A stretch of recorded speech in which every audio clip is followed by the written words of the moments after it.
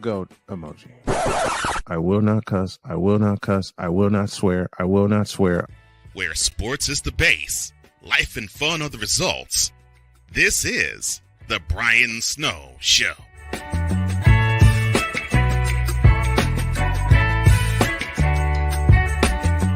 The wildest of things seem to happen on my birthday, and I'm way behind. Good afternoon, everyone. Welcome to the latest and greatest edition of the Brian Snow Show, where sports is the base, life and fun are the result. Presented by BetUS.com and Invader Coffee. We are here to bring you the best in sports analysis, stories, and pure, unadulterated entertainment. We'll embark on a journey that celebrates the power of sports to uplift, inspire, and unite us all. Today is my birthday. I've been celebrating it all day. I got some downtime.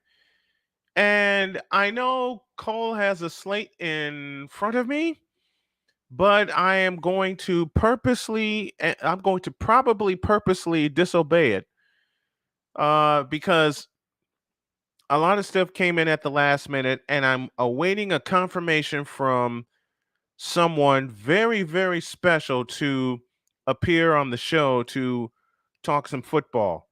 So I am probably going to call a couple of audibles, and I'm going to call a couple of audibles. I'm just going to go ahead and say it right now. I was rolling earlier, and I was rolling earlier, and okay, I just got the confirmation I needed. This is a birthday stream, so any donations to either Cash App, or either via Cash App or via Super Chat will be totally appreciated. And we're gonna try to get my guest on here right now. So I need everyone to just be patient with me, to just stand by. And the last couple of it's Mike Debate, who I have coming on here in a couple of moments, but it's being told that the Commanders will consider a name change after this season. Why not before the season? They need to change the name now. Thank you, David, for breaking the ice. Thank you, David 3000, David St. Dennis, for breaking the ice. And I just read that too, and that was one of the stories that that was on the slate. But considering how late I am in getting started, and it's my own fault because Cole was running behind, and I didn't see any way to sign in and get going. And I'm waiting on Mike Debate to come in right now. Whew. And you know something I did today that I haven't done in a couple of weeks for fear of missing out? I took a nap. I did. I ate some lunch. I got some work done, and I took a nap. Simply put, I took a nap, and I'm feeling very fresh. I'm feeling very energized, and that's probably why I am scrambling all over the place, because I woke up late. I missed my alarm. Matter of fact, why don't we just go into this right now? And that is that Magic Johnson hints that the Washington Commanders name may change at some point. Reading from USA Today, there's a chance the name Washington Commanders won't be around for long, according to Magic Johnson, a minority stakeholder in the ownership group led by Josh Harris. Speaking on the Today Show, one day after the sale from previous owner Dan Snyder to Harris and his group, doggone it, Johnson told Craig Melvin, quote, "Everything's on the table, right? Especially after this year. We will see where we are with the name, but I can't say right now," close quote. Ron Rivera is in his fourth season as head coach of the Washington Redskins, and I'm going to continue to call them the Washington Redskins. I'm going to continue to call them that. And you know something? You're probably going to see me hold this phone up here, but I'm going to try to get Mike Debate on via phone right now because he is due. And we don't have him on yet. You know what I'm going to do? I'm going to take a break. And we're scheduled for a break anyway. And I'm sorry, we're coming on horseback and all that good stuff. Let me take a break. I will work with Mike to get him on here, and we will be back on this Friday edition of the Brian Snow Show after this.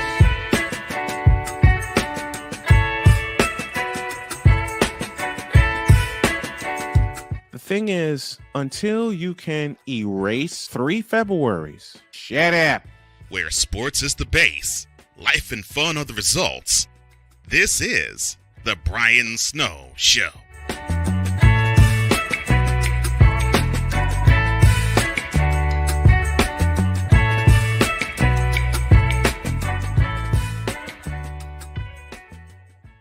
Hey y'all, Snowman here. Catch me, Cole Johnson, Wise El Jefe, Vicalar, and the rest of the usual suspects and a few unusual suspects as we bring you 2 hours of the best sports talk you will ever watch and listen to. It's called Snowman in the Morning with Cole Johnson. Now on at 10 a.m. Eastern, 7 a.m. Pacific on CSTV and CSTVNow.com. Join us, won't you? One of the great things about ordering meals from Mother of Macros is that you can do it from the comfort of your own home. Click the national or local delivery link to access the menu, and we'll ship the meals right to your door. We understand you won't always have time to plan, shop, prepare, and cook to provide healthy nutrition for your family, so the process is simple and saves you hours. We know you're busy, so our meals are professionally prepared and packaged. You only need to heat them up and enjoy. We provide macro-balanced, delicious meals chock full of fresh, local ingredients with none of the stuff you don't want to eat. Plus, our menu changes every week, keeping your taste buds wanting more. We take care of your meals so you can worry about everything else on your list. Mother of Macros.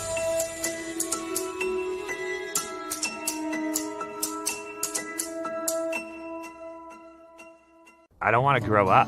I'm basically a man-child. 2005 Burning Man. I put a single Mitsubishi 170-watt panel on the roof of my F-250, and I killed the batteries within like 15 minutes of the first time turning them on. So that's when I first got into solar. I was blown away by the customer service at Battleborn. We want them to be happy with our product because in the long run, they're the ones who are out there using it. When you used to buy something American, like a car, something you knew was built really well, that's what I think of with Battleborn. Where sports is the base, life and fun are the results. This is the Brian Snow Show.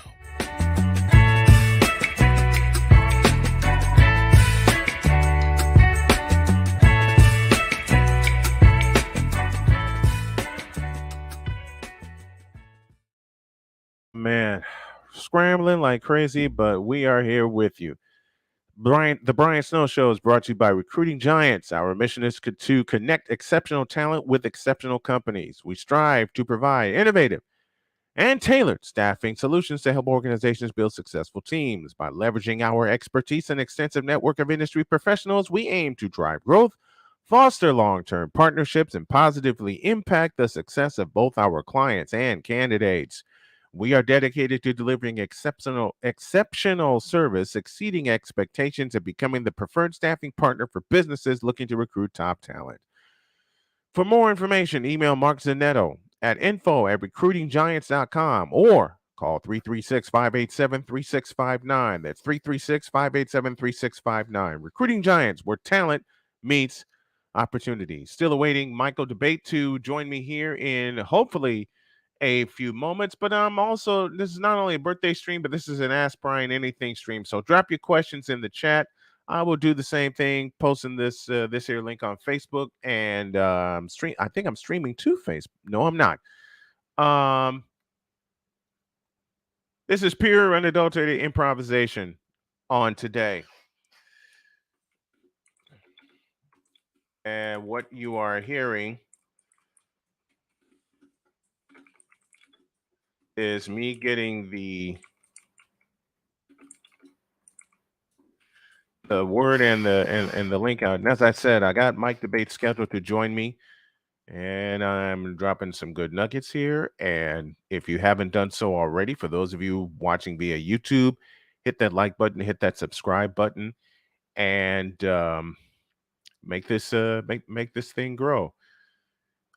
Spoke of Fred McGriff this morning, unanimously being elected into the Hall of Fame. But there's another Hall of Famer that's going to be inducted this Sunday, and his name is Scott Rolen. At Tyler Frenzel's funeral mass, after his frail, worn-out, cancer-ridden body had endured all it could, Scott Rolen stood up inside St. Elizabeth Seton Catholic Church in Carmel to eulogize the 9-year-old athlete who had battled leukemia in a way that made an outright MLB superstar pause and want to be in his presence.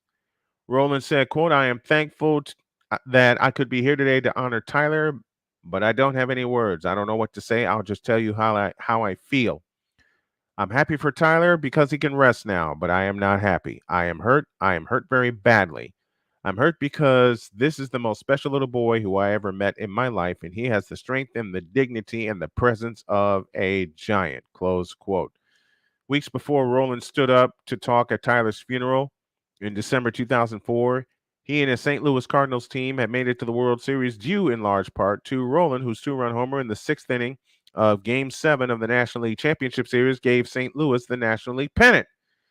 As Roland played in the World Series, he reached out to Tyler several times, offering to fly him privately to a game. It was so hard for Tyler to say no, said his mom, Pam Frenzel. But he was too weak to travel. The cancer and all the treatments were wreaking havoc on his body. Man, what a connection. I'll read on. It was tough on Roland to hear what Tyler was going through, and it was tough on him when the Cardinals were swept 4-0 by the Boston Red Sox in the World Series. He was disappointed, but Roland really wasn't focusing on baseball in the weeks that followed. Those weeks would be Tyler's final days, and Roland needed to be there for him. Roland, who grew up right here in Indiana, was a star at Jasper High. Wow. Wow. He flew to visit Tyler in Carmel. He showed up carrying a plastic Target bag, which he handed to Tyler, saying, "I brought this for you." Tyler opened the bag and pulled out Roland's jersey from Game 1 of the World Series, inscribed with, "Tyler, you are my hero." Like two old pals, Scott and Tyler headed to the basement, Pam said, to play baseball video games. Less than a week later, doctors told the family there was nothing more they could do. I'm glad I did this. I'm glad I did this story. The one question Tyler asked was, "Will I be here for my birthday, March 12th?" Pam said. She knew the answer, but it was heartbreaking.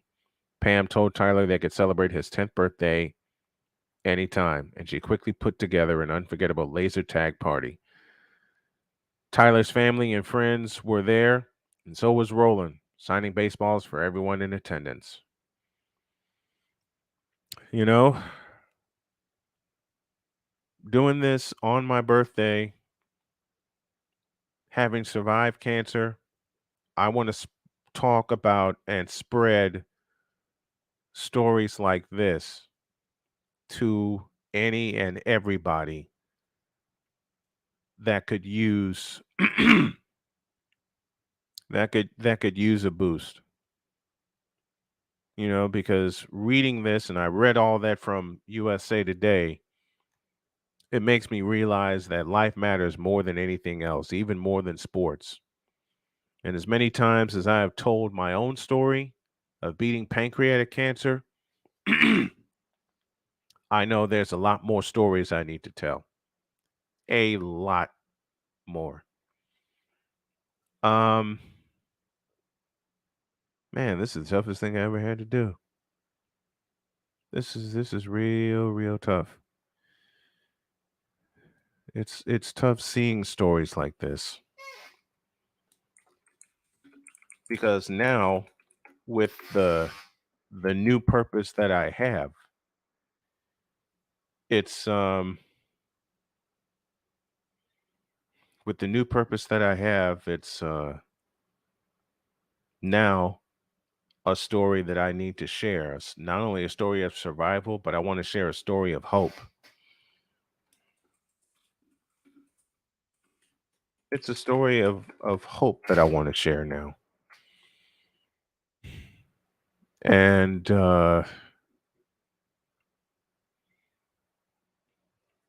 I don't care how many times I have to tell this story. If I can inspire one person to keep fighting, if I can inspire one person not to quit, if I can inspire one person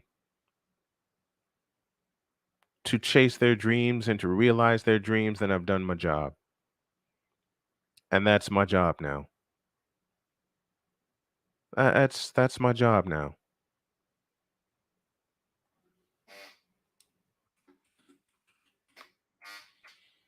That's that is now my purpose, and that is the reason for this. And I know this is a total audible, but in lieu of waiting for Mike Debate to come on to talk football, um,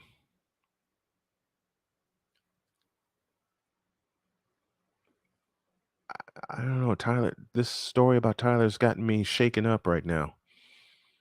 But at the same time, I know what the purpose is.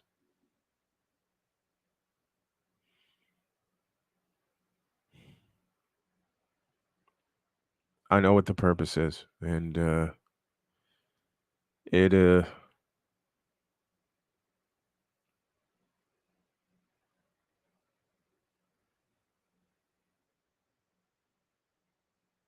I'm sorry.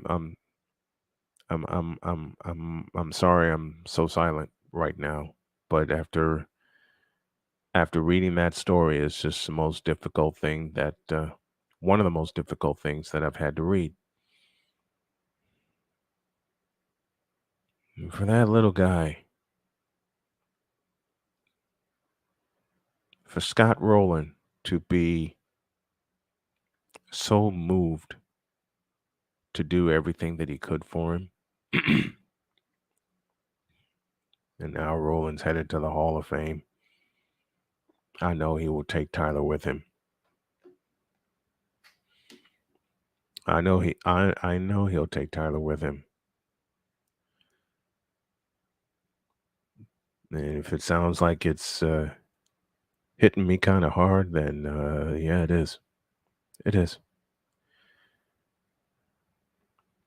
I've read so many stories about people not making it after a fight with leukemia or a fight against cancer or a fight against whatever.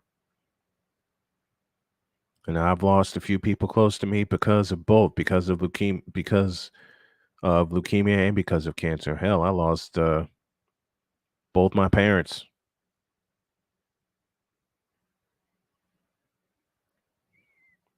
I lost both my I lost both my parents because of cancer. My mom most recently. My mom most recently.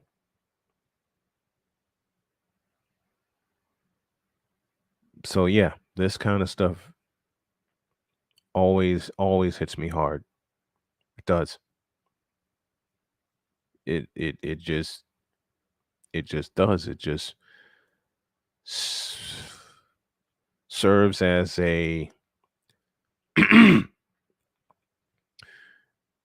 serves as a very sharp reminder that life is precious.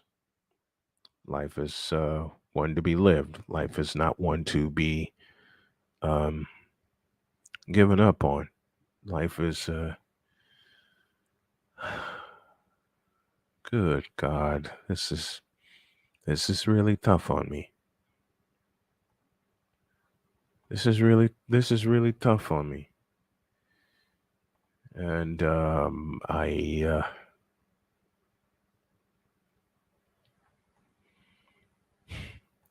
I always run short on words when I see things like this, and It just hurts. I'm doing 100 things at once, so please forgive me.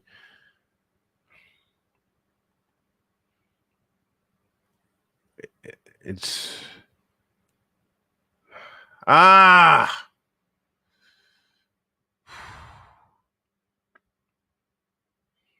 it just hurts.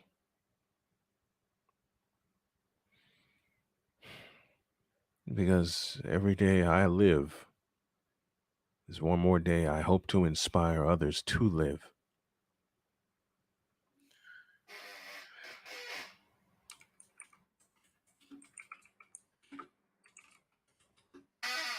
You know something? Stuart Scott, who died at age 49 after battling cancer,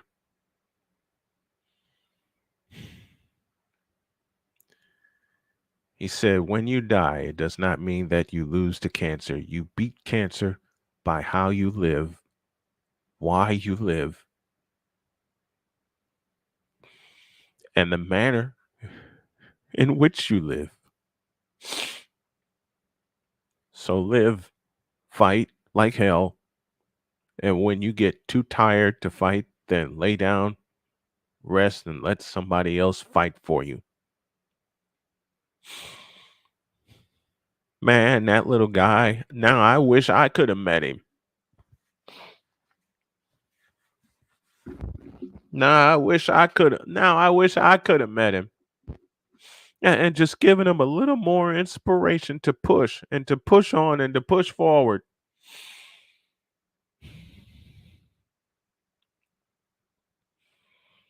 Now, sometimes I just wish, I got to be honest, I wish my dad was still here because there are some days I don't want to push forward, but through dad, I have Jody. But there are many others out there that don't have the hero, that are going through so much right now, especially when it comes to battling this horrid disease. I am one of few who licked it, but I want to inspire others to keep fighting to lick it. And that's why that's one big reason, the biggest reason I'm doing this stadium tour, that I want to launch in Vegas at Super Bowl 58.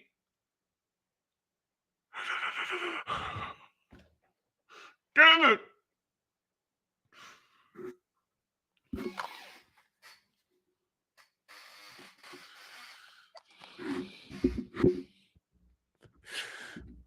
I hope like hell I can start this 2-year-long mission to raise as much money as I can for cancer research at Super Bowl 58 at Allegiant Stadium in Las Vegas. I want to do this for folks who are battling cancer, for damn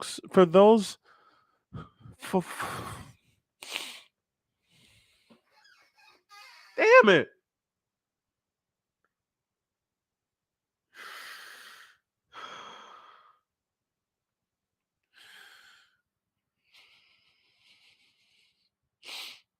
There wasn't a dry eye in the building. There's not a dry eye right now in reading that.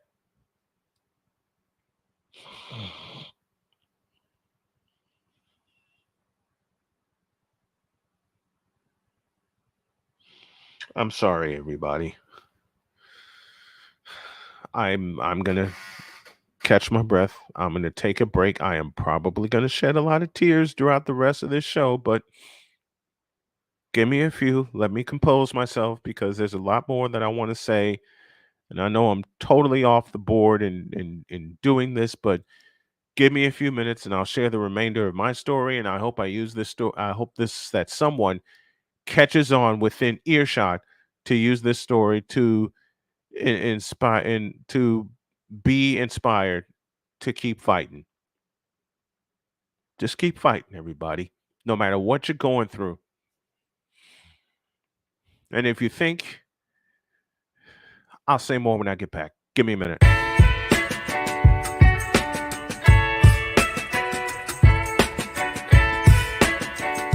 The thing is, until you can erase 3 Februaries, shut up. Where sports is the base, life and fun are the results.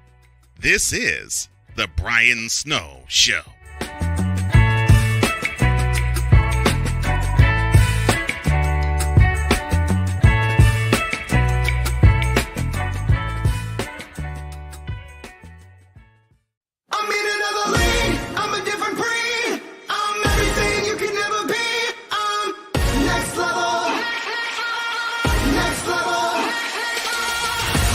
Thursday nights are wrestling night on CSTV. Tune in every Thursday night at 7 p.m. Pacific to see all the amazing next-level pro wrestling stars on Thursday Night Throwdown on CSTVNow.com and the CSTV app on your Roku device.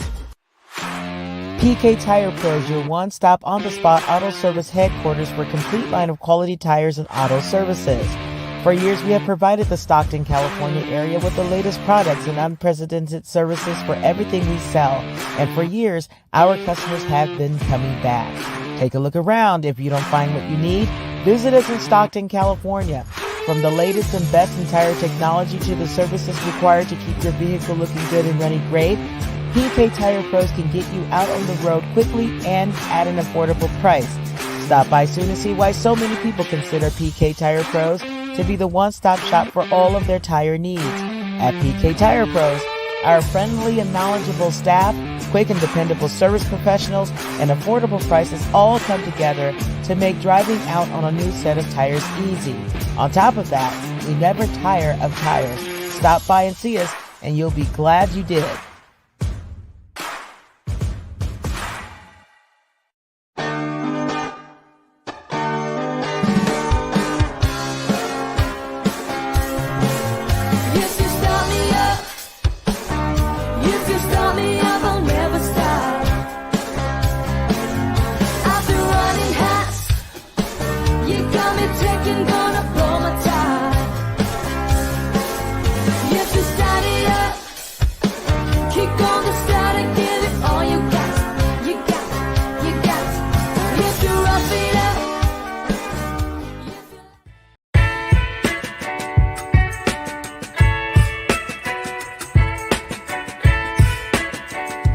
Thing is, until you can erase 3 Februaries, shut up.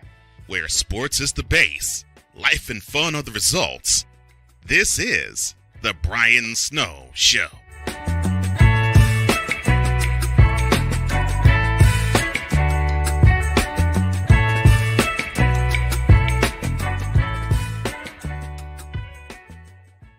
Hey y'all, Snowman here. Catch me, Cole Johnson, Wise El Jefe, Vicalar, and the rest of the usual suspects and a few unusual suspects as we bring you 2 hours of the best sports talk you will ever watch and listen to.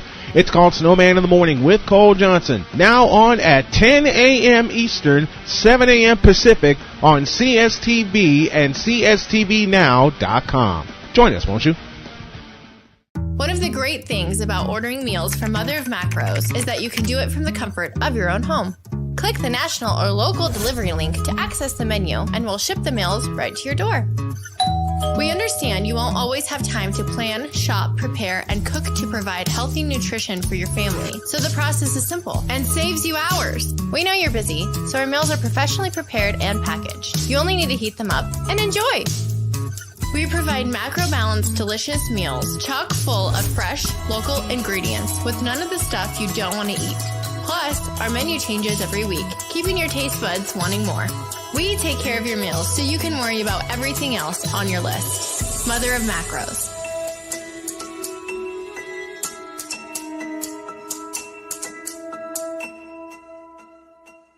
I don't want to grow up, but I'm basically a man-child. 2005 Burning Man. I put a single Mitsubishi 170-watt panel on the roof of my F-250, and I killed the batteries within like 15 minutes of the first time turning them on. So that's when I first got into solar. I was blown away by the customer service at Battleborn. We want them to be happy with our product because in the long run, they're the ones who are out there using it. When you used to buy something American, like a car, something you knew was built really well, that's what I think of with Battleborn. Where sports is the base, life and fun are the results. This is the Brian Snow Show.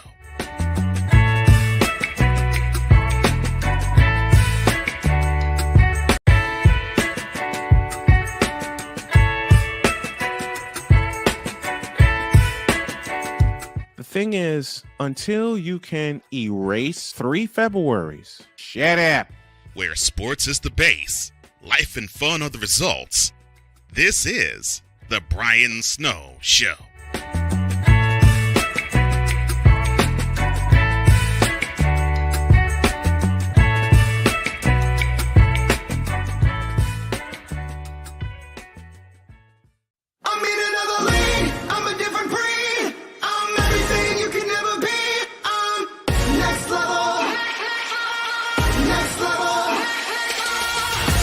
Thursday nights are wrestling night on CSTV. Tune in every Thursday night at 7 p.m. Pacific to see all the amazing next level pro wrestling stars on Thursday Night Throwdown on CSTVNow.com and the CSTV app on your Roku device.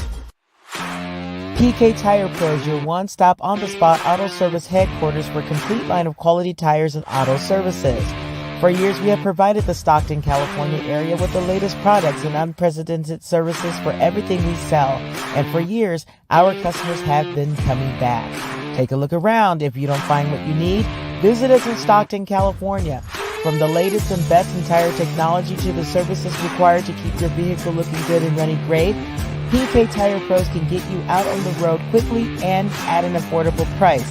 Stop by soon and see why so many people consider PK Tire Pros to be the one-stop shop for all of their tire needs. At PK Tire Pros, our friendly and knowledgeable staff, quick and dependable service professionals, and affordable prices all come together to make driving out on a new set of tires easy. On top of that, we never tire of tires. Stop by and see us, and you'll be glad you did.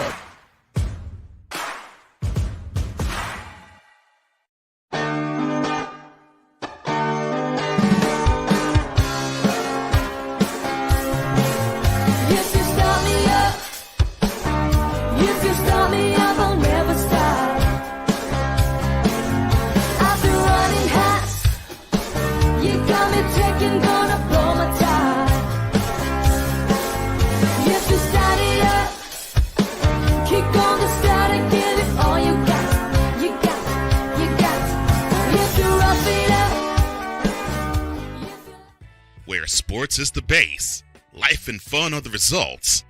This is The Brian Snow Show.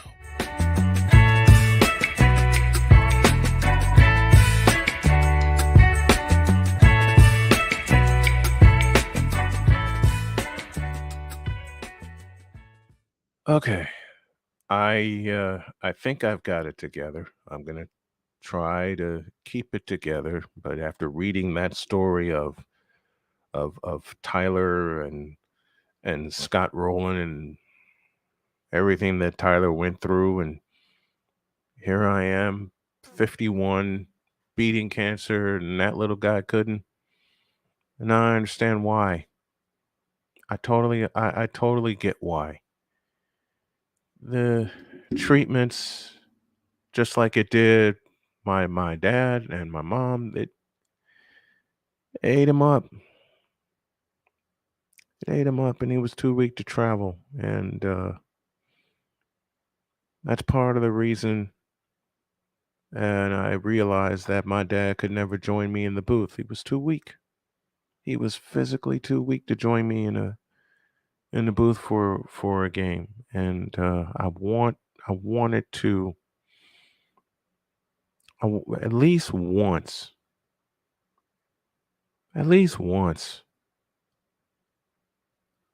have my dad in the booth with me.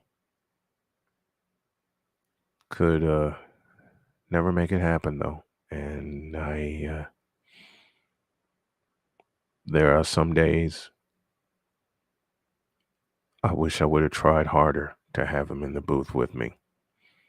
I'm seeing all the birthday messages come in, and I thank everybody. But in reading that story, it's shaken me up, but it's now inspired me to do even more for the stadium tour.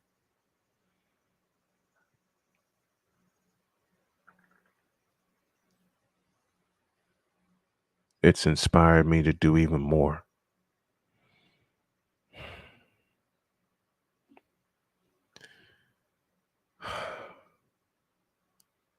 And again, I ask y'all to forgive me, because I was energetic this morning, and then I read that story with Tyler and Scott Rolen and the bond that they shared.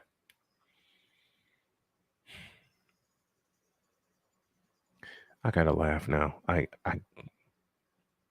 It's shaken me up to the point where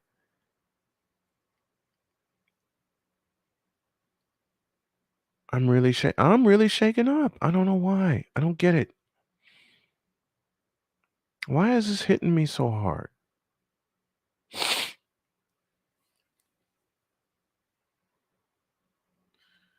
Why is this hitting me so hard, man? I truly, maybe it's because the hashtag I used, it could be a combination of things, but the hashtag I used today is from the brink of death. Because 2 years ago, I was given a death sentence.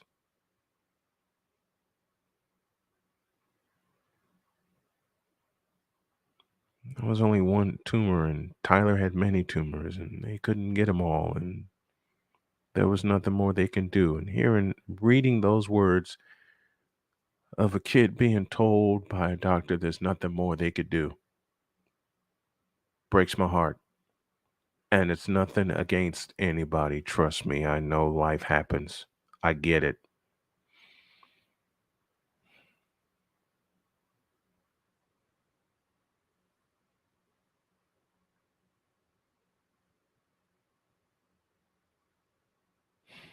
This is really, really rough.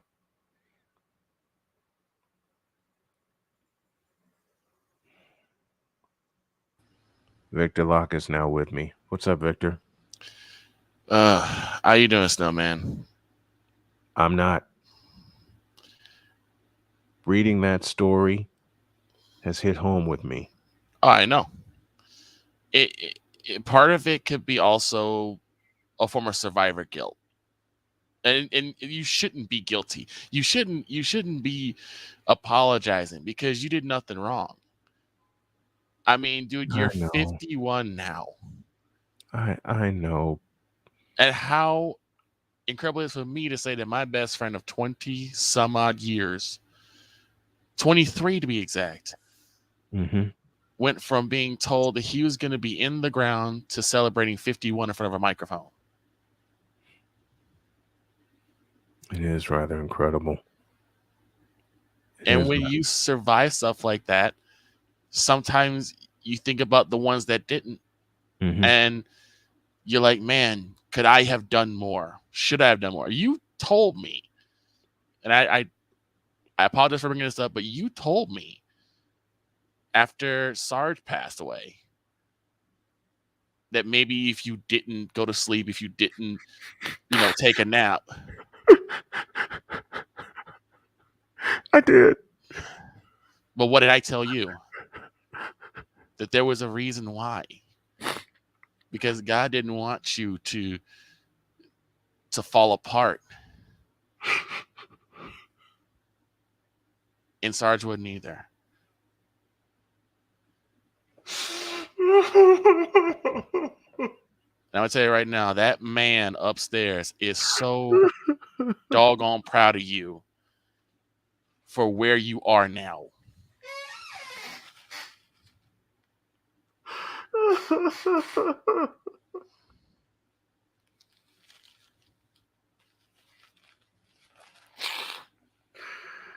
I did tell you that.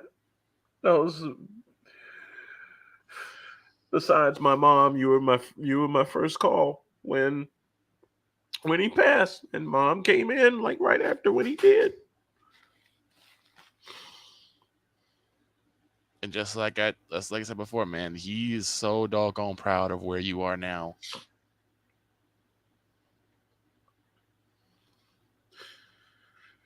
And I mean, I felt the same way you did when my grandma passed. Because she didn't recognize me anymore. It killed me. But you know what? They want us to keep pushing forward in their name. And your story is one that needs to be told and needs to be heard and needs to be understood. To go from someone saying to your wife, get your affairs in order, there's nothing we can do, to now 51. There are friends I know who were healthy, didn't have a lick of cancer, and they didn't see 51. They didn't see 31. Yeah. And in Hell, some cases, some they didn't didn't see 21. Exactly. Some didn't see 21.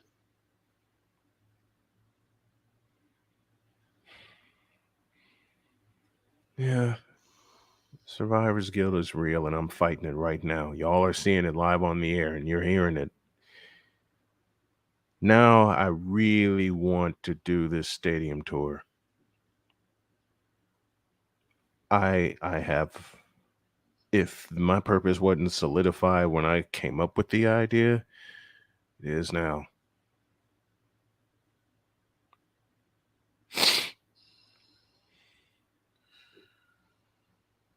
I took an extended break earlier today. Earlier this hour, I took an extended break because after that story, and I fell apart. How could you not? That story would make anybody fall apart. I fell apart.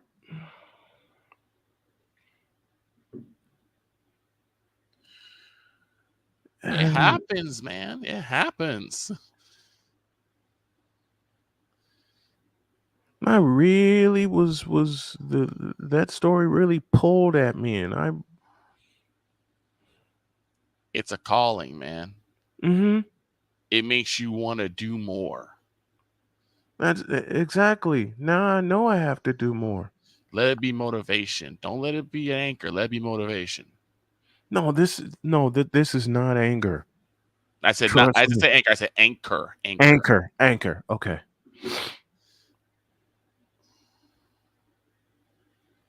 Now I know I have a launching point. Yep. To do a hell of a lot more. Now I know I have a launching point. There's so much more that I can do, and to use this season to do it. Mm-hmm.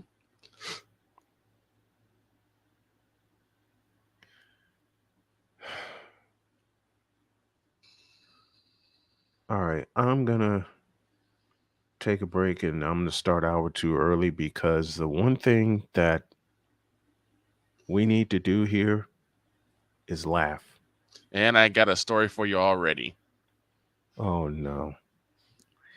You know what? Lay it on me now. I gotta hear it. Lay it on me. Well, we take ourselves to the headquarters of the Moronic Republic of Cowboys Nation. Oh jeez. And its spokesperson. Oh no. And its spokesperson, Mr. Gerald Jones, excuse me. Oh dear.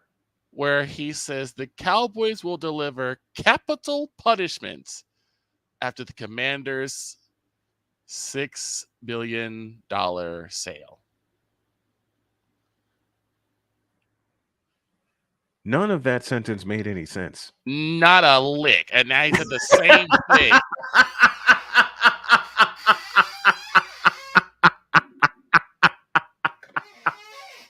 The Arlington retirement home is missing Gerald Jones. Did I miss anything in that sentence? No.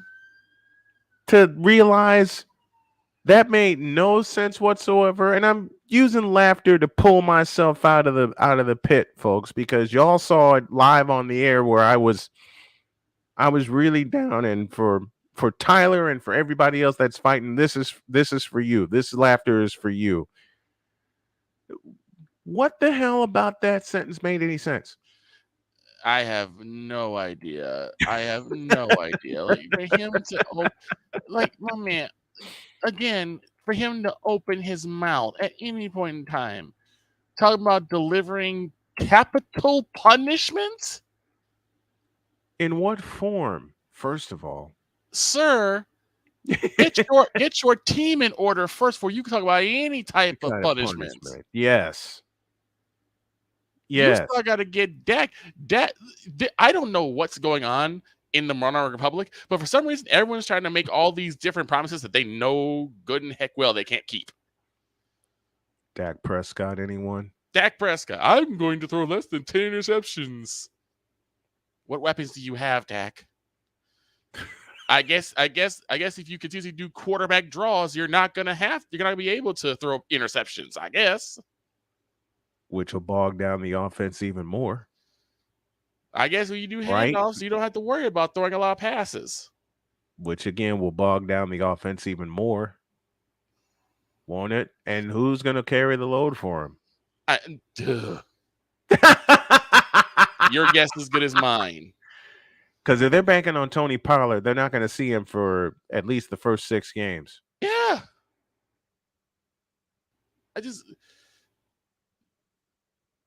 Pollard's going to take a while. They're not going to see him for the first. They're not going to see Tony Pollard for the first 6 games. Who are they going to rely on to carry the rock?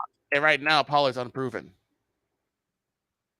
Like, I'll be honest, Pollard has not done a whole lot to make me think that he's going to really be the next Zeke Elliott. They're going, unless they make some sort of blockbuster trade between now and week 1, their running game is non-existent.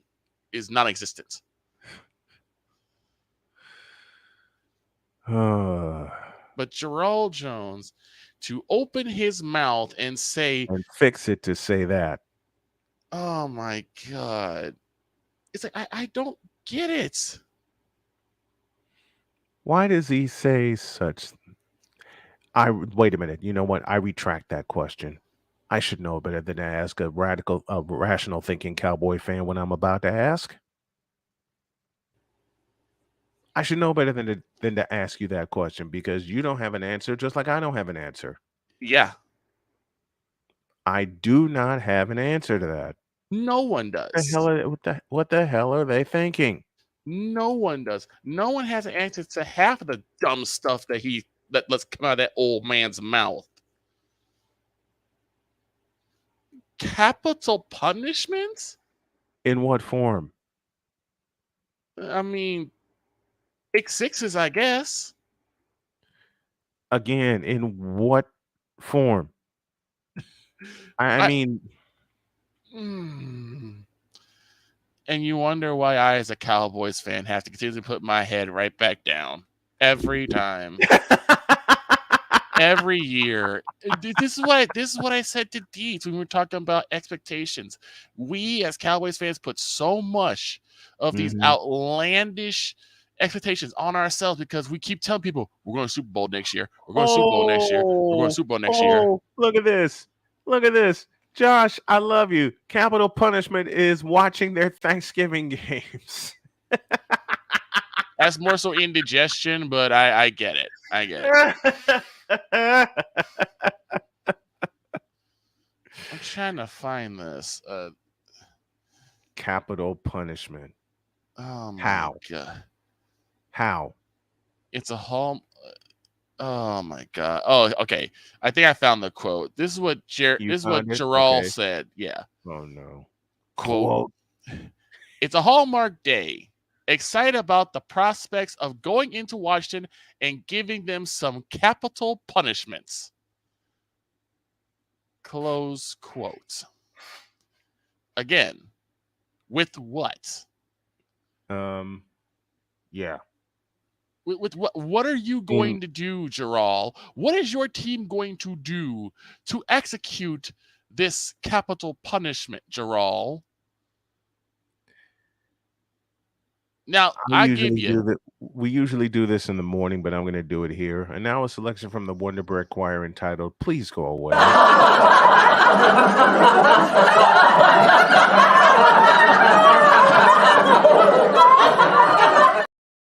It's ridiculous. We usually only do that in the morning, as you know, but that was warranted. So is this. You fool! Your offensive line is a joke. Your running game is... Folks, this is a Cowboy fan saying this aloud. Yeah, because I have to call a spade a spade. I hate to say it. Please do.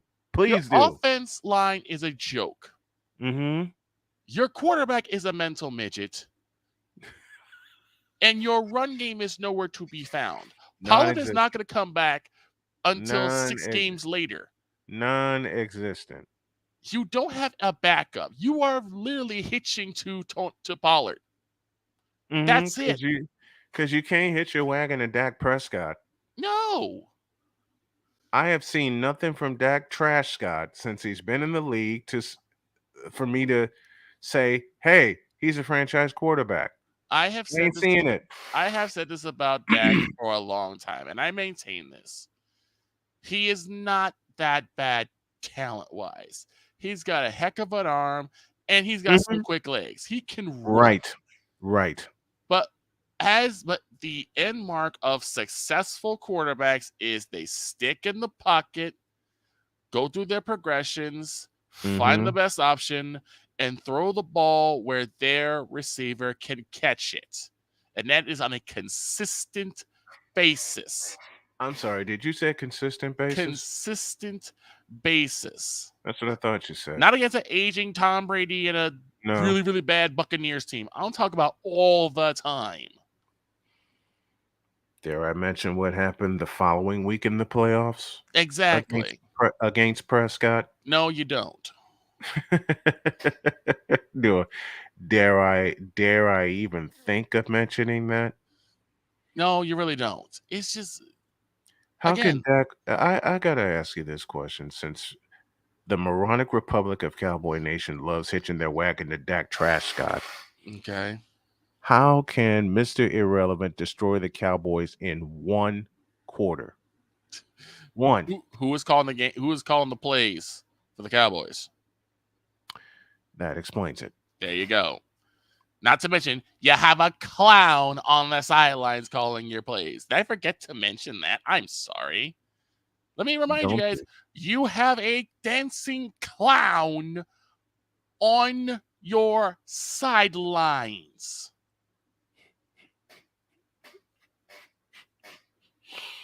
That ain't going anywhere, unfortunately. That's not going anywhere. That is not going anywhere. And because he's not going anywhere, the Cowboys are not going anywhere either. Nope. Thanks, Gerald. Thanks a lot. Yeah, the only one who's going to be really taking some capital punishment is probably going to be us.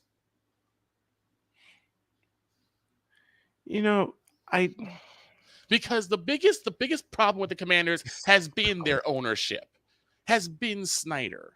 That's been the Commanders' biggest problem, is the drama that Snyder brought. Guess what? That's gone now.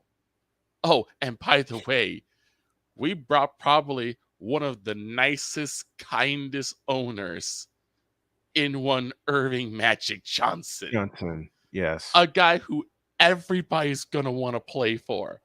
That's wonderful. So the Commanders are going to get better. The Giants have gotten better. Yep. The Eagles have gotten significantly better. We'll have to wait until they actually gel together and see how they gel together, but on paper, they're better. And then there's the Dallas Cowboys. You forgot to mention the 49ers. I'm talking about just our division. Oh, just our division. Okay. Just our division. Fair enough. We're going to be seeing y'all, I think, week 5. But I'm just saying, just in our division. Because the way my mind works is that you got to win your division to even be put in the conversation of playoffs. You got to win your division first. You got to get good in your division. And Josh just said, with Mike McCarthy, what could go wrong will go wrong. We're not using that name. I'm sorry. We're not using his in honor of Ryan McCarthy. Yes. Yes. I'm sorry. I will not be disrespecting the name of Ryan McCarthy by calling him Mike McCarthy. He is known fair. For always. We'll just use the name that you gave him, Pennywise. Pennywise the Dancing Clown. Pennywise the Dancing Clown. He says, I never thought that against the same team in the same situation, only one round further, that one play, just one, could destroy a team. And it's our own fault. On both occasions, it's our own fault. It's not even like we were screwed by time mismanagement or tricky weather. And now Ryan's in the house. He says no relation. Absolutely no relation. Which is what which is why I'm calling him Pennywise and not Ryan McCarthy. Yes. Yes. Let me get this in. Sunday afternoon baseball, the Houston Astros, the world champs, take on the Oakland A's. I'll provide the alternative play-by-play. Thank you, Ryan, for the term. Pregame 3:45. Victor Locke joining me here. And what did I say a moment ago while we're talking about the moronic Republic of Cowboy Nation? Mm-hmm. One play in the last 2 playoff years, destroyed the Cowboys. And like I said, it's our own fault. It wasn't because of tricky weather. It wasn't because of a referee misstep. It's because we were so doggone stupid that we thought that the center could spot the ball and make the game go, not the referees. Something you learn in Pee Wee. And then there was this play this past January. Purdy, a lot of room now. Odin up over the middle. Oh, what a catch by Kittle. Are you kidding? George Kittle. Well, I'll tell you what, EA. That might be a play to get him a little life and a little confidence. You're going to see Kittle. He's not even really part of the route. This is just scramble drill. Tell me how they forgot about one George Kittle. How the hell did they forget? How the hell did they forget about George Kittle?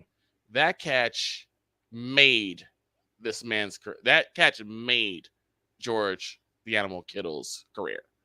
Mm-hmm. One of many. Well, it's one of many, but I'm talking about that one. If Kittle was not on anyone's radar, it certainly was afterwards. Programming notes, 7:25 on the NCR YouTube channel.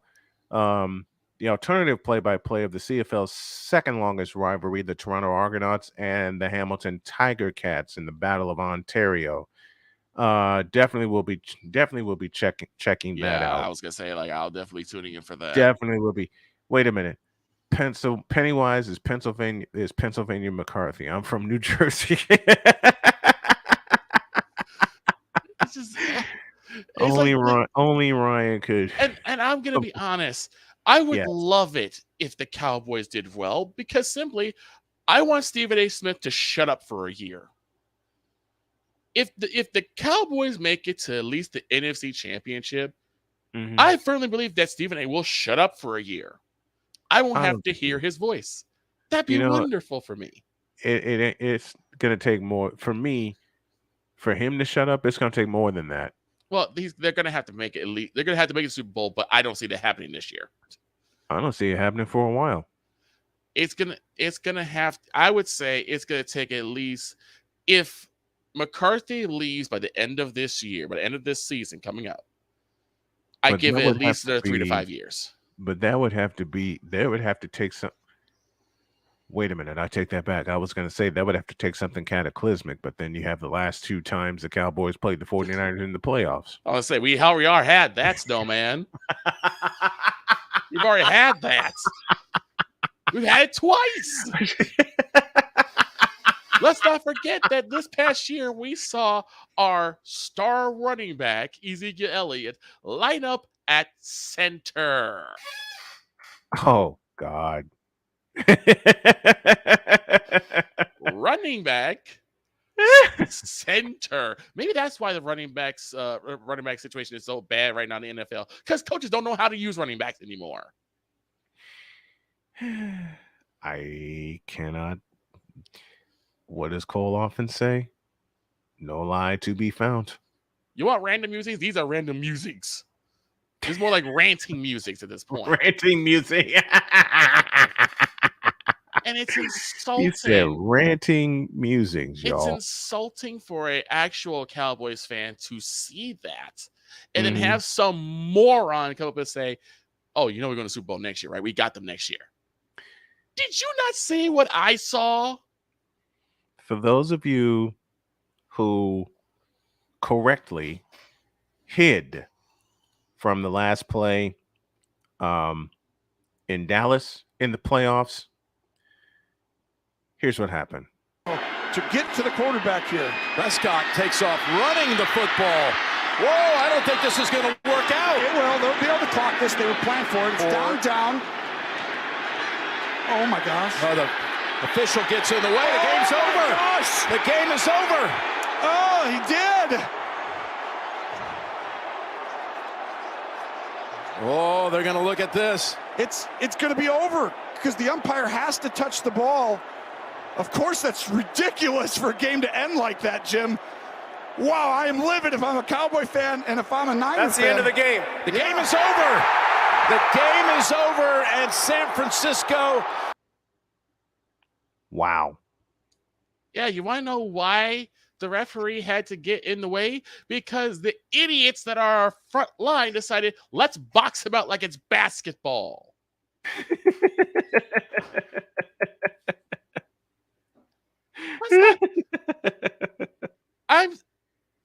Snowman, I sat there watching that play live, and I'm like, what are you guys doing? The referee has to touch the ball. Throw it to the referee. Why are you putting it down?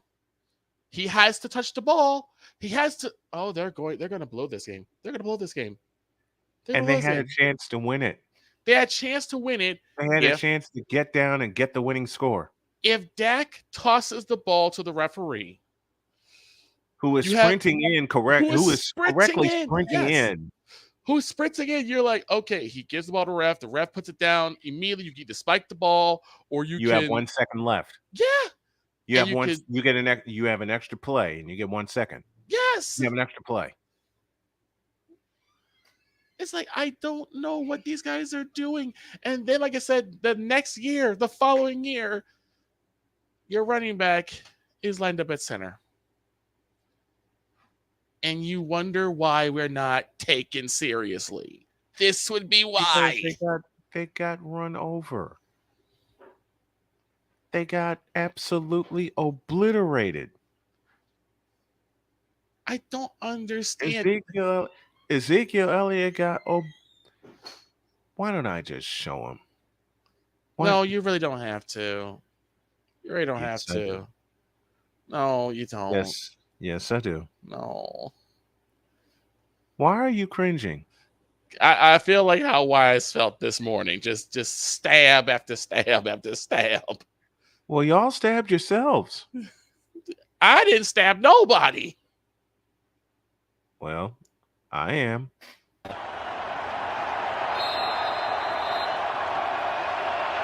Final play looks like a penalty. Prescott over the middle of the turf. Smoked right away, and that'll do it. The 49ers back to the championship game.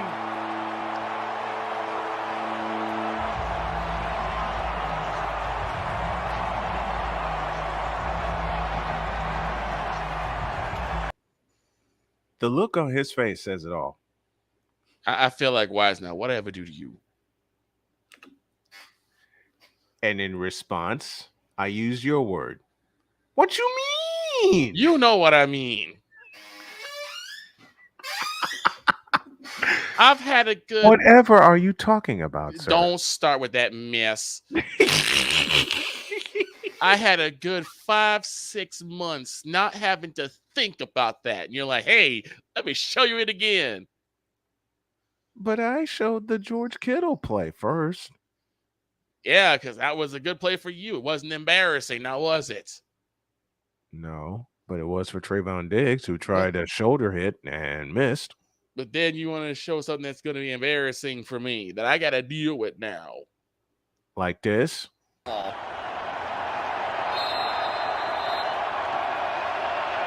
Final play looks like barring a penalty. Prescott over the middle of the turf gets smoked right away, and that'll do it. The 49ers back to the championship game.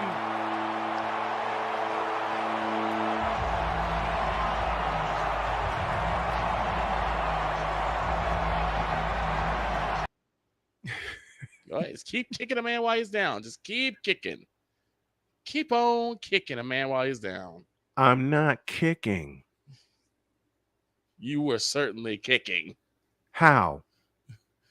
This feels like a Brad Maynard punt right now. A Robbie Gould field goal feels better than what you're doing to me right now.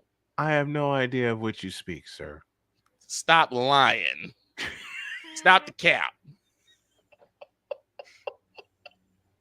You are capping hard. How? You have a White Sox cap on right now. That's how much you cap it.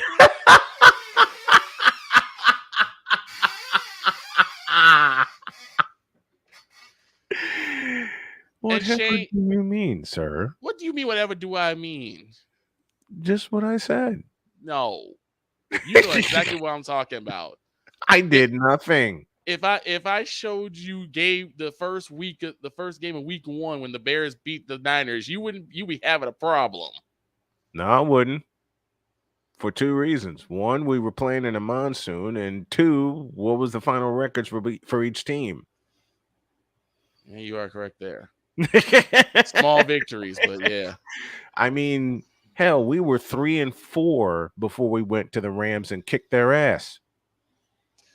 Well, I mean, they're the Rams. Well, I know that. Granted, they were the Super Bowl champs, but they're the Rams. Playmaker's going to hate me for this, but in the immortal words of Dana Stubblefield, same old Niners, same old Rams. I know that. The last play. Oh, Lord. The last play of the Dallas Cowboys 21 and 22 seasons, why I would no longer be a fan of theirs. It's like the organization is married to stupidity. Well, Gerald's married to stupidity. I agree. I'm guessing you didn't write that.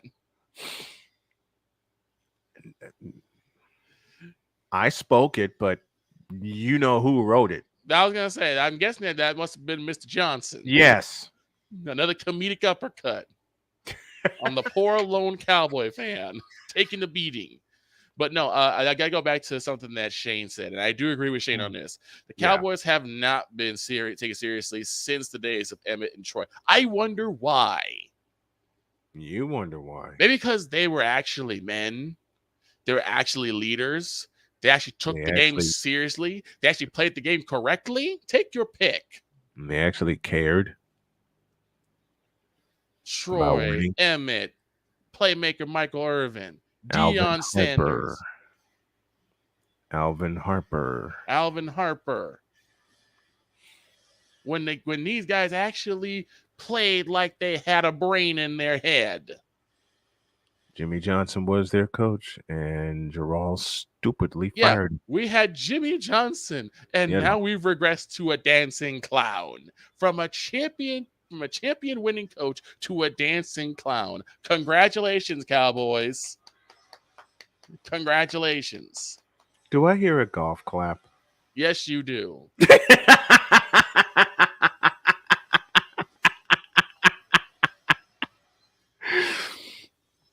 So in essence, what you're telling me is that the last 2 years have ended in a colossal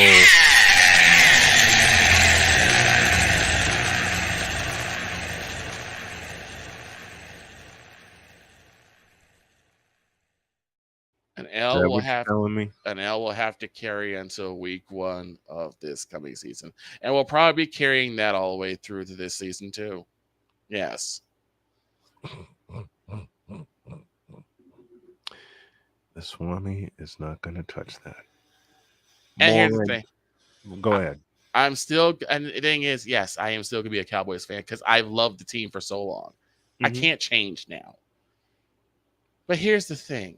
Just because I love the team, the reason why I'm so hard in this team is because I do love this team. Because I know what they're capable of, and I know they can get there again.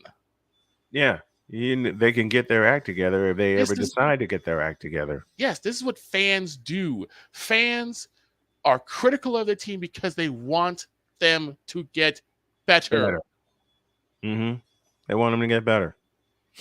Rather than just staying mired and putting our rose-colored sunglasses on and saying, no, they'll make it next year. They don't have to do anything. It was the refs' fault. The refs screwed us again. And again, I'll respond with, you fool! Oh, my goodness gracious. I wish I had that ad now.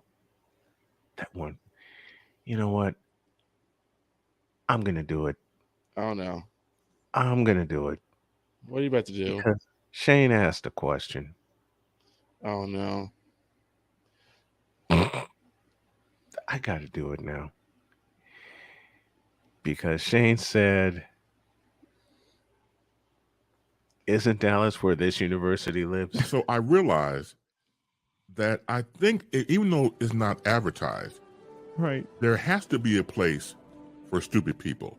We don't know because we're not stupid, so we don't know anything about it, like a secret club society. Oh my gosh. So I come to the conclusion that he graduated from SU, stupid university.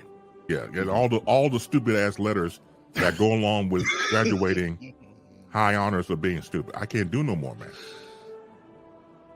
Vámonos, dominos, vámonos. Stupid university, where everyone graduates magna cum stupid. I appreciate what you're saying, Cole. Thank you very much. That's high praise. But I disagree, Snowman.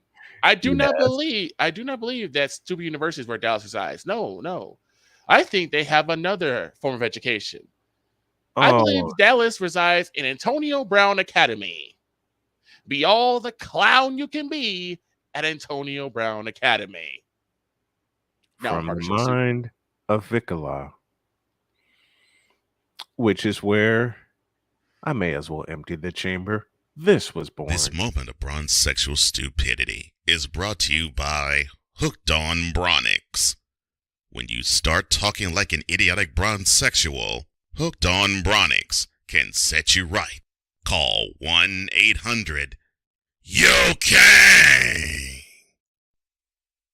Real LJP, now approve all this. Agreed. Maybe I need to do another one. Oh no. Maybe there's another one I have to do. I gotta figure out the name, but because Bronx was just too easy.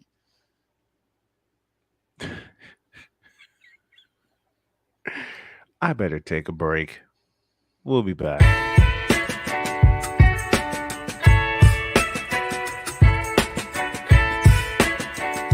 The thing is, until you can erase 3 Februaries, shut up. Where sports is the base, life and fun are the results. This is the Brian Snow Show.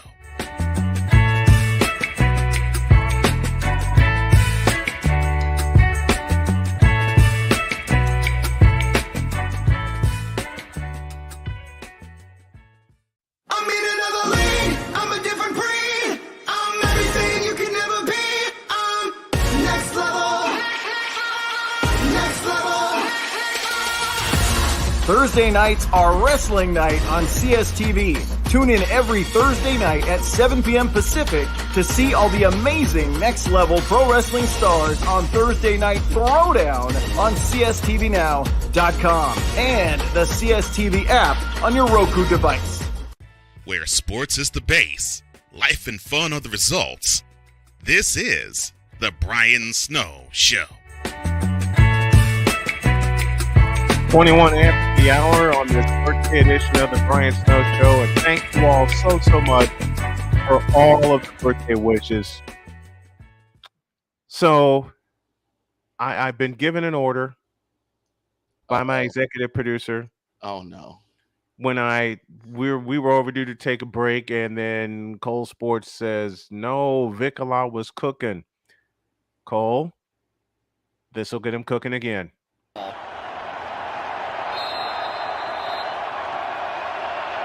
Final play, looks like barring a penalty. Prescott over the middle of the turban, gets smoked right away, and that'll do it. The 49ers back to the championship game.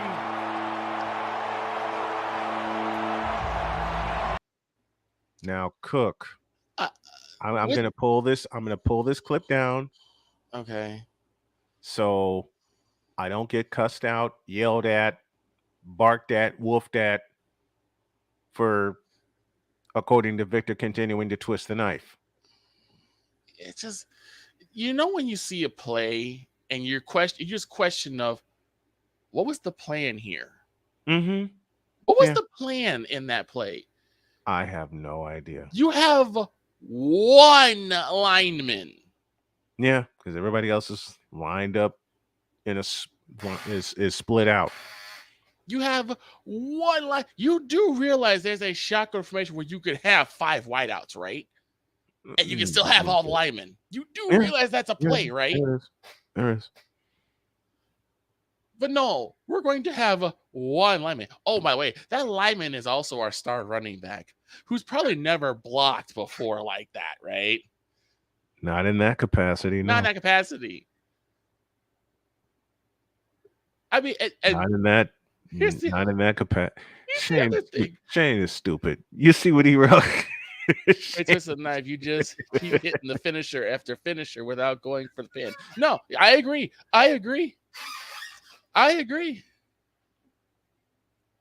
And I haven't brought the best one up yet. I agree. It's just like it's like we used to play the old SmackDown games, like SmackDown Know Your Role and Shut Your Mouth. Those games where you could just store a finisher. Oh, you had the finisher ready, but you're gonna store it. And back then you could store like 5 finishers. So you get your finisher, you hit the finisher, but you got 4 more stocked up, and just bam after bam after bam. That's how I feel. And I shouldn't do this one. Oh no. 3rd and 3. We'll see a pickup some kind on the right side, possibly. Montana looking, throwing in the end zone.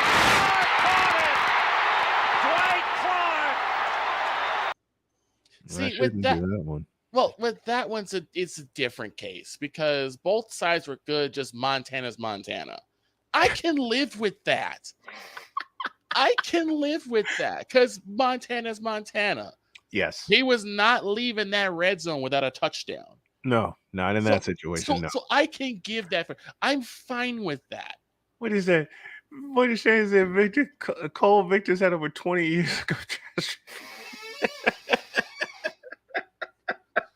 Probably more than that.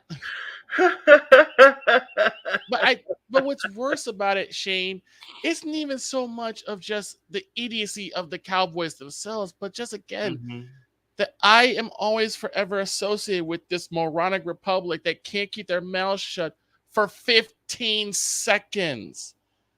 Literally, I was in the Discord after this game, after the last game was played. The one in Santa Clara? The one in Santa Clara. Okay. And literally 15 seconds, someone said, we'll get them next year. We go to Super Bowl next year. Stop. I'm not capping. You gotta be. No. Stop. No. I am being absolutely 100% serious. Someone said we're going to Super Bowl next year. Wait. How long did you say it took? 15 seconds. Wait. Give me this button right here. Stop the cap. I'm not capping. 15 seconds. 15 seconds. Stop the cap. Oops. 15 seconds. Every time you say 15 seconds, I'm going to respond with stop the cap. Even though I know it's true because I saw it myself when I worked at the hotel in Columbus. I literally sat there and I saw someone say, we're going next year. I'm like, what? And again, to the moronic republic of Cowboy Nation, I say, stop the cap. I'm like, did you not watch the same game I watched? Did you not watch the same team I watched? We watched watched and remember quarters. And remember, after being 15 seconds, I must put this comment up. I don't highlight comments when I'm flying solo as much as Cole does. And Cole, I really appreciate you. I got to do this one. 15 seconds after Ezekiel Elliott being trucked by Dre Greenlaw, that clown actually said, we got him next year. Being trucked is being kind, Cole. You know how whenever Cole knows that you pull the audible, yes, and he pulls up that train, and that train, yes, that's what happened to Zeke Elliott. That's what happened to Zeke Elliott. He just got ran off the rails. No cap in that one. Again, no cap, no cap there. And look, yes, can running backs block? Yes, they can. Yes, they can. A lot of them are trained to block, especially if they're going to come up where the line is and seal the holes. Correct. That's fine. Mm-hmm. Here's the problem: is a difference between blocking as a center and blocking as a running back who's an extra.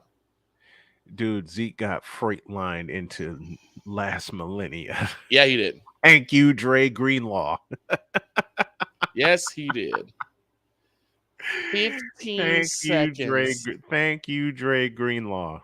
I sat there and looked like 15 seconds. You didn't even have the common decency to wait a whole minute. No, 15 seconds. We got him next year. Again, I have this. Stop the cap. And I got this. Excuse me, bitch. That's what I said. That's exactly what I said.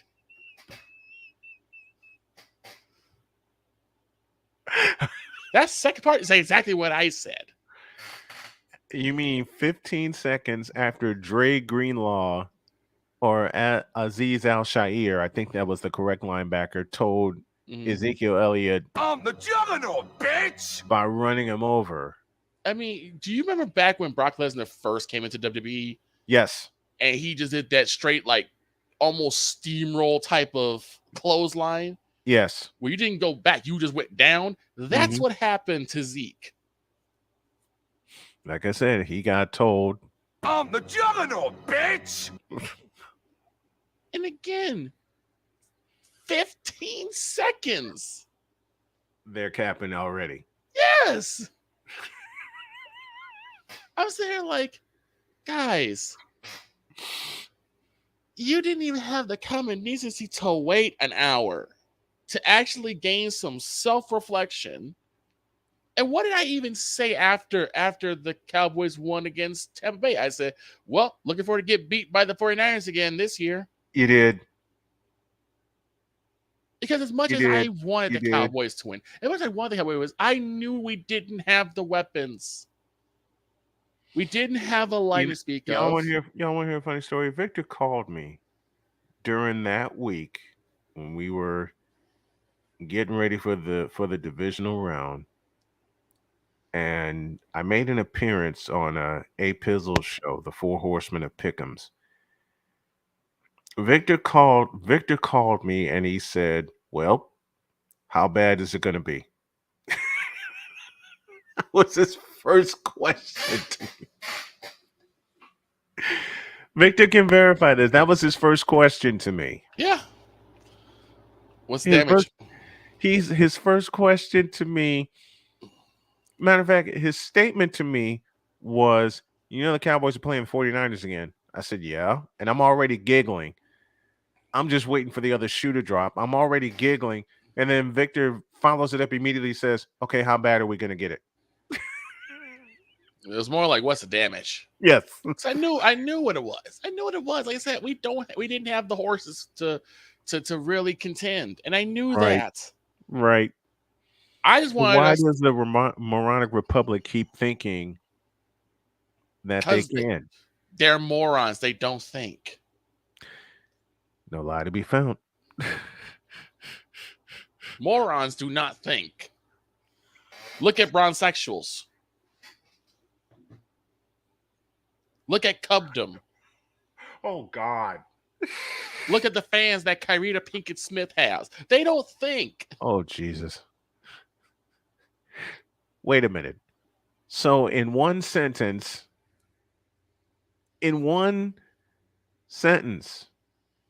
where is it? Where the blank are you? In one sentence, he gave me this. In a world where partial greatness is celebrated and total greatness is shunned, there stands to be a figure on the lips of those who love him and those who hate him. The inane comparisons to Michael Jordan and Kobe Bryant continue and has existed since 2003. There is no end in sight for the battle between. I wanted to end it there, and then he gave me this.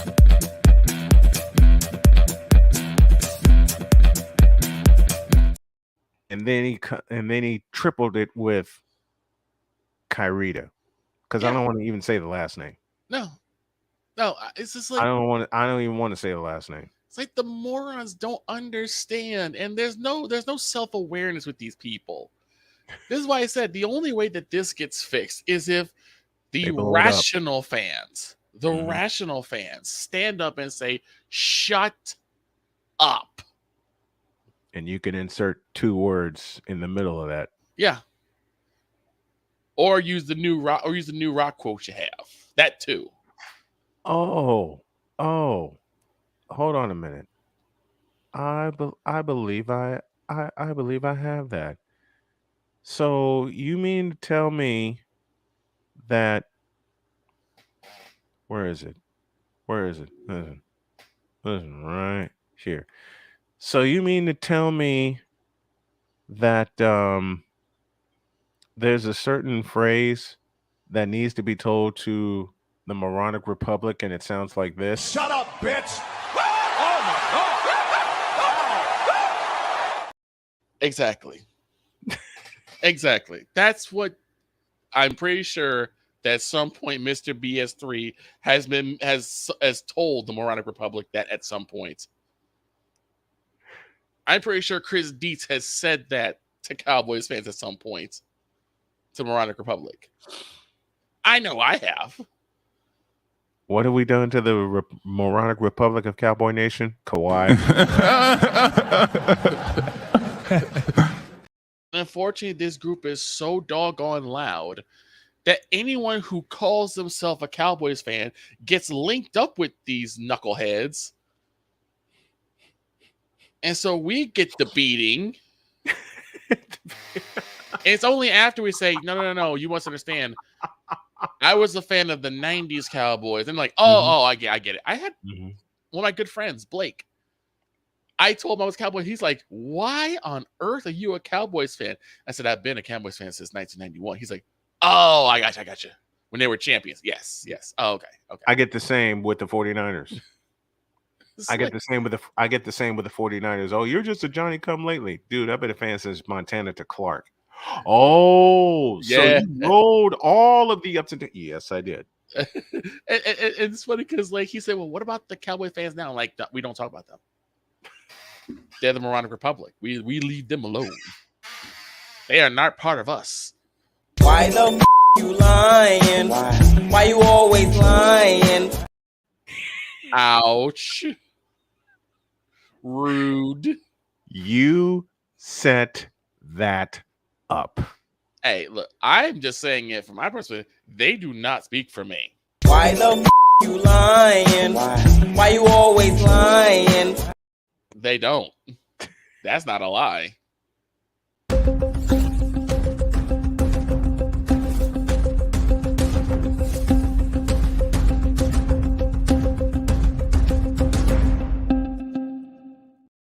Breaking news. The Cowboys have chosen the offseason as their free agent signing.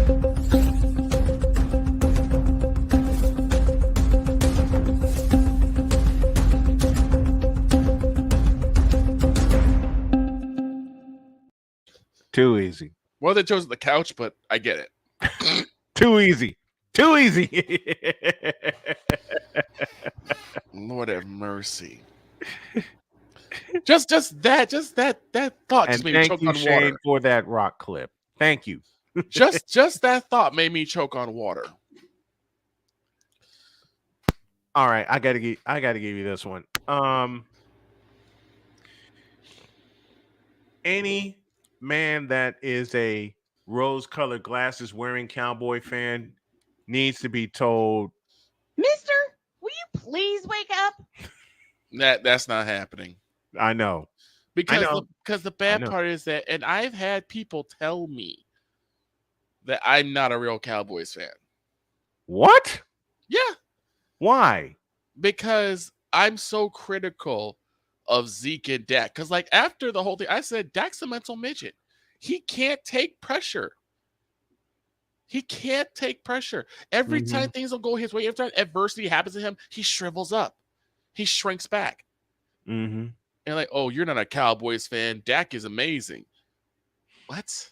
Are you not watching the same game I'm watching? Mm-hmm. Thank you. Are you not watching the same team I'm watching? When I told people that Zeke has not been Zeke since the domestic violence case, they were like, a real Cowboys fan Zeke would actually. Zeke hasn't been the same since Zeke got paid. That's fair. That's fair. But I think he has some good games in him after that. But after that domestic violence case hit him and he had that suspension, he was not the same. Yeah. I took the wind out of his sails completely. In tracing the roots, you're right. You're right. In tracing the roots, you're absolutely right. And someone said, you know what? If you were a real Cowboys fan, you would actually be supporting him. I'm supporting him, but I need him to get better. He needs to go back to being, Mr. 15 yards a carry. That's what I want. Back to being Ohio State Ezekiel Elliott. Exactly. He needs to go back to being Ezekiel Elliott, the rookie. As a fan, I mean, in terms of production, there's something called blind zealotry when it comes to certain fan bases. Cubdom, Bronsexuals, Bradyites, all like where they just say, we're going to support him, and it doesn't matter what they do. I don't care if they're good, bad, or indifferent. They make bet, they do crimes, or they do this. They are great, and they're perfect, and we will support them no matter what. And yet you have other fans who are like, no, we want them to get better, so we have to see them progress. We need to see them progress. And if we have to call out some of the dumb things they do, then we have to do that. Look, I know I'm a 49er for life. I know that. My wife is a Colts fan for life, okay? And I support the Colts through my wife. But at the same time, both of us are sitting here having Jody and I having a football conversation where we both will say the Colts have to get better, period. Exactly. And oh my God. Hey, here you go. Bang, right there. Yep. Right there. Yep. Exactly. Right exactly. There. Exactly. Praise everything. Just a minute. Team or player. Just a minute. Matter of fact, I got this. I got the sound. You do? I don't have the element, but I have the sound. Stand by a minute. Let's do this right. Okay, go. Praise everything insert team or player name here does, and never, ever criticize them. There. How's that? It's just crazy to me. Matter of fact, do I have the real? I think you showed it before. Matter of fact, all right, this is live production. This is live on the air. Screw it. Let's go with it. All right. I will let you know when I'm. Where is that big now? Okay, do it again. Praise everything insert team or player name here does, and never, ever criticize them.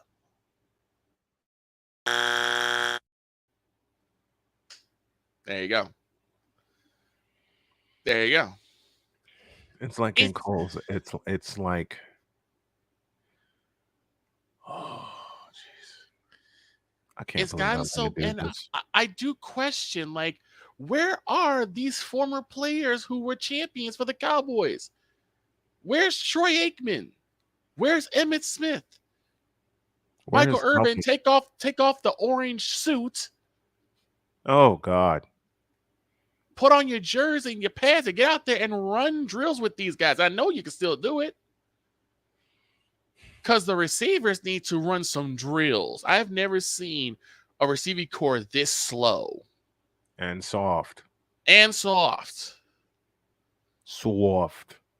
I even said, like, Dak Prescott, I'm going to tell you right now, Dak Prescott, you need to become a stronger, tougher man. And I suggest that you go on either Real Wise TV or Comey Media and start watching some Mentality. Bitch, please.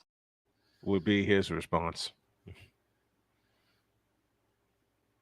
Matter of fact, I'll say it again. His response would be, Bitch, please. Because you need some toughness. You need to learn some mentality somewhere. And I suggest Mentality. Because those guys will help you. I'm not sure they want to, but if you ask them and you pay them, they would. Because honestly, I don't know what else Dak needs to do. You know what he's thinking, right? Bitch, are you for real? I mean, sad to say. I'm sorry. No, I'm not even saying you're wrong. Because unfortunately, and this happens with a lot of quarterbacks, they don't feel like they need to be taught anything. You for real? Try again. You for real? Yeah, I'm for real. I know you are. They don't feel the need to be taught anything. They don't feel the need to be coached. How dare you swear on my show? Yeah, how dare I swear that even though you're a professional football player, you need to be coached. Bitch, please. Say it again. You need to be coached. Bitch, are you for real? You need coaching. What? Your coach needs to help you. What? Your coach needs to teach you. What? Your coach needs to mentor you. What? Your coach needs to instill some toughness into your brain. What?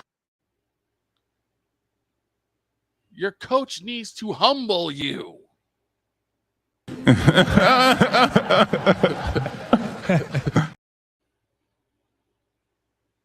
That was too easy. I mean, when I remember what Jay Spivey said about how quarterbacks are the worst coached position, I look like, you know what? I agree. I absolutely agree. I'm sorry. From Dak to Tom Brady to Russell You know what Wilson. they'd ask? You know what they'd ask you, right? What? Why the you lying? Why you always lying? And that's why we'll never go anywhere as part of the Cowboys fan base. That's exactly why we'll always have to listen to Stephen A. open his big mouth after taking again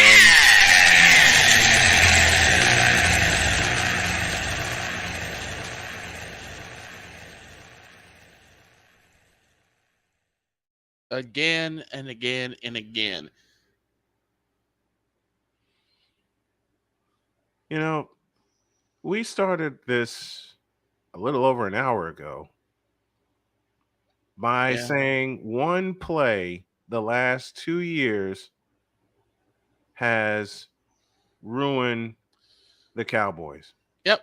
The Cowboys playoff run, right? Yeah. Yeah. Well, I'm gonna get you. Victor's gonna call me. I'm telling y'all what's gonna happen right now. And this is my birthday, and I know I still got stuff to do around the house before I really celebrate when my wife gets home. But I know what Victor's going to do. After I sign off here, I'm gonna go out to the barn. I'm gonna feed the rabbits. I'm gonna take care of my kittens. And then Victor's going to call me and yell at me and swear at me for about 20 minutes. One of the reasons why is this. Purdy, a lot of room now. Odin up over the middle. Oh, what a catch by Kittle. Are you kidding? George Kittle. Here's why I say that. Because after that play, I get a text message from Victor with just one word. What? Actually, it's more so how. But you're wrong again. I'm not going to get mad at you for that because, again, that's just an athletic play. I got nothing but respect for Kittle. I know nothing. you do. I know you do. Respect for Kittle. What? But that play was incredible. Why did Trayvon Diggs try to take his head off instead of going for the ball? Because he was gonna look like a fool. For some reason, there's this really weird ideal when it comes to like football players. I mean, if they get made to look like a fool, they don't even go for the ball. They go for it to hurt you. I mean, it's like when you get taken yard in baseball, pitcher.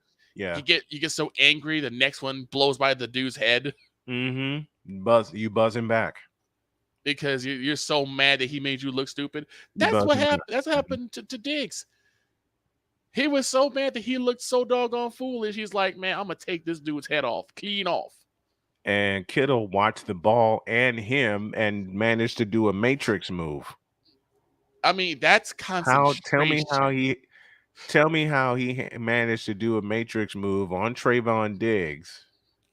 Not only continued to concentrate on the ball, but see Diggs. That's concentration to a high degree. Most receivers would kill for that type of concentration. Look again, folks. Purdy, a lot of room now. Odin up over the middle. Oh, what a catch by Kittle. Are you kidding? George Kittle. I'm going to let this roll. Courtesy of Fox Well, I'll tell you what, EA. That might be a play to get him a little life and a little confidence. You're going to see Kittle. He's not even really part of the route. This is just scramble drill. Brock Purdy kind of breaks the cardinal rule. You never throw the ball back across the middle of the field. But in this case, got it. George Kittle makes a circus one-hand catch. Maybe that can be a little the life. And here's the thing. Here's the thing about that particular play that makes it so amazing. 3 different times he could have lost that. Yes. Because it bounces off his hand. It bounced off his helmet. Mm-hmm. He gets 2 hands on it, but it slips out. But then he turns it and brings it into the other hand away from the defender and was able to secure the catch. That, to me, is just top-notch play by a receiver. I can't get mad at him for that. And then Kittle had the presence of mind to see Trayvon Diggs coming. Yes. Which is why he moved the ball away from Diggs. He moved the ball away from Diggs, but then moved himself away from Diggs to avoid the hit. So the only thing he hit was the ground. Yeah, he wanted that pick and hit so bad that he nearly injured himself. Yep. Going for that. It's like, dude, just go to knock the ball away. It's what Cole just said it, and it was a first down play. Old Trayvon Diggs wanted that pick and hit so bad. He did. And he got neither. He got neither. He just got looked like a fool on national TV. Got made to look like an idiot. This is what happens when... And I got nothing but respect for Trayvon Diggs. I do too. I have nothing but respect for Trayvon Diggs, but Kittle made him look like an idiot. Kittle made him look like a rookie. And you know what the smartest thing that Kittle did? What did Greg Olsen say? He wasn't even part of the route. No. He wasn't even part of the route. And yet, Purdy rolled out to his left, bought some time. Kittle comes open. You got a defensive lineman chasing the best tight end in the business. I was going to say, and what position is Kittle? Tight end. Who else knows about tight end, about being a tight end? Greg Olsen. Amazing one for the Bears as well as one for the Panthers. Carolina. When the Panthers were actually good. When the Panthers actually played well. You know. But what did Greg Olsen say? He wasn't even part of the route. Here's the other thing too. And this is why you want to talk about positions that have been horribly abused by modern NFL standards. We already talked about one being the running backs. The other 2, fullbacks and tight ends. Fullback and tight end. Absolutely. Because those guys get no shine and no love at all. None. We still do not watch. We still have not seen teams perform the I formation correctly. I'm talking about your half and offset eye. Right, you talking about your halfback dots the eye, your fullback is right there, right, and the quarterback's under center. Why is that not practiced? Why is that not a thing? I'll use a question that Cole uses. Why are teams so allergic to running? Because it's not pretty. It's pretty for us. I've had people. I actually put out a question that said, "Why is it that most NFL teams don't run the football?" They're afraid. And they always say, it's not flashy. I mean, no one really cares about running the football. It's more about passing. You know, we do. Nothing's more exciting. Someone said, nothing's more exciting than someone throwing a 40 to 50-yard pass. Mm-hmm. I said, well, how do you think they got the 40 to 50-yard pass? They ran the football. They start off by running the football. What's the premise of the West Coast offense? What has been the premise of the West Coast offense for years? Actually, our West Coast offense is sometimes a way to supplement the running game because it's about quick slants, getting the ball out quickly and letting your receiver make whatever cuts they need to run. Here's the thing. Here's the kicker. You need very, very quick alignment. Yeah. To do that. That was one of the first things you said. You need very quick alignment to actually run the West Coast offense because it's all about, because most of the time when they know West Coast teams playing West Coast offense, the defense become very blitz heavy. They start blitzing. Yeah. So what you need, Cowboys did most of that third quarter. Exactly. And the one drive the 49ers got right and turned into a touchdown, they avoided every blitz possible. And that rollout and that bootleg play that resulted in a 33-yard completion to George Kittle, they picked up another blitz. They picked the blitz. They picked up another blitz. No, they picked the blitz, but their line were quick enough to see the blitz and stop it. And gave Purdy not only plenty of time, but plenty of room. Exactly. So the fact that the Bears may try the West Coast offense or the Cowboys try the West Coast offense, you don't have an offensive line that's quick enough, dear God, or stout enough to actually supplement. Why do you have to make me throw up laughing? It's just Cowboys and West Coast offense. Yeah, crazy. But they may have to do that because they don't have a run game. Yeah, can I just do this? They may have to try that. I'm not saying it's going to be successful, but they're going to have to try. He gonna hit me for this because they don't have a running game. So the only thing they could do is supplement with quick passes, quick outs, which is going to be extremely alien for someone like Dak Prescott. Stop the cap. That's the wrong button. You're right on that one. Who's more about driving his foot. He's more like driving into his throw, stepping into his throws.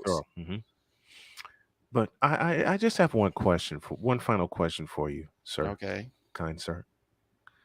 You mentioned the Cowboys running the West Coast offense or a version thereof, right? Yes, I did. You know what button I'm about to push? Go ahead. What in the all types of blue hell? I wasn't expecting that one. I was expecting the "Why You Lying" one. That one I wasn't expecting. You mean you weren't expecting me to say what in the all types of blue hell? No. But you were expecting. Why the you lying? Why you always lying? Oh my gosh. Stop lying. Yeah. And I gotta go. Thank you, Victor. You really helped me out with the laughs today. I truly appreciate it. I do. Thank you for having me, and happy 51, man. Thank you. Thank you so very much. I appreciate you, brother. Thank you so much. Bro. Oh, thank you all for being patient with me, especially after that Scott Rolen story. It's going to be fuel for the Snow Strong Stadium tour. My time is up. I'm going to wrap it up here. Thank you all for everything on my birthday. I appreciate you guys. I love you. We'll be back at it on Monday. So long, everybody.